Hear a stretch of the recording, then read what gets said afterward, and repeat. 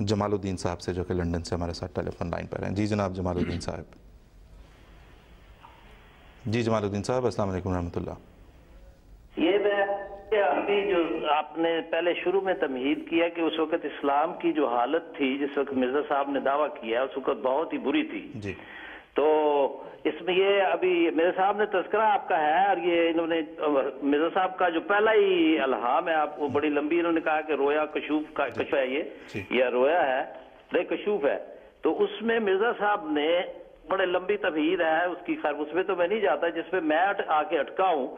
وہ یہ ہے کہ مرزا صاحب نے اس میں یہ بتایا ہے کہ دروازے کی چوکھٹ کے پاس ایک مردہ پڑا تھا جس کو اسلام کہا گیا ہے۔ اسلام مردہ آدمی انسان نہیں ہے، اسلام ایک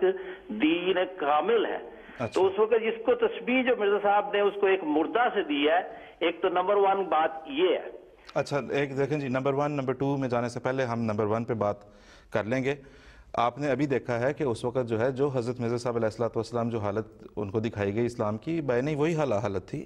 اور یہ ہم نہیں کہہ رہے یا یہ مرزا صاحب کا اپنا بنایا ہوا نعوذ باللہ کوئی ایسی نہیں تھی، انہوں نے کشف بیان کیا ہے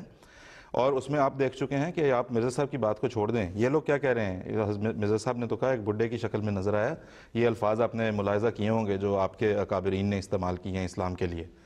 اور دوسری طرف ابھی جس طرح طاہر مجیب راشد صاحب نے اشعار سنائے ہیں ان سے السلام نے فرمایا ہے کہ دیکھ سکتا ہی نہیں میں ذوف دین مصطفیٰ،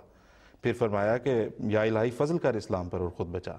تو اس کسی آپ جس چیز سے محبت کرتے ہیں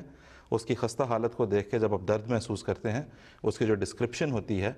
اس کے الفاظ کا چناؤ اسی طرح سے ہوتا ہے جس سے کہ اس کی خستہ حالی بھی بیان ہو سکے، آپ کی محبت اور آپ کے تعلق کا اظہار بھی ہو سکے۔ تو باقی جمال الدین صاحب اگر کوئی اور آپ کے ذہن میں سوال ہو تو ضرور دوبارہ کبھی کسی وقت کیجیے گا۔ طاہر مجیب صاحب آپ کچھ اس پہ مزید بات کریں گے یا آگے چلیں؟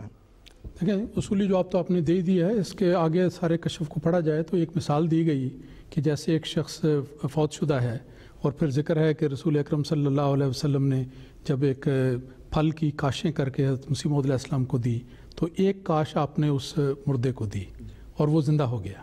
تو یہ ایک پورا مضمون اس میں بیان کیا گیا ہے اور مثال کے رنگ میں ہمیشہ یہی طرز بیان کیا جاتا ہے، اس میں کوئی ایسی اچنبے کی بات اور غیر معمولی بات نہیں۔ مثال دی تھی کہ دین اسلام جو زندہ دین ہے اس میں کوئی شک نہیں،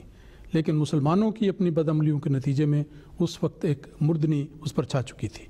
اور اس مردہ دین کو گویا اس وقت اللہ تعالیٰ کی اذن سے آپ نے اس میں ایک نئی روح پھونکی اور اسلام کو تر و تازہ کیا۔ تو یہ سارا نقشہ اس میں کھینچا گیا ہے، سارے مضمون کو پڑھ لیا جائے تو یہ چیز واضح ہو جاتی ہے۔ بالکل ٹھیک ہے۔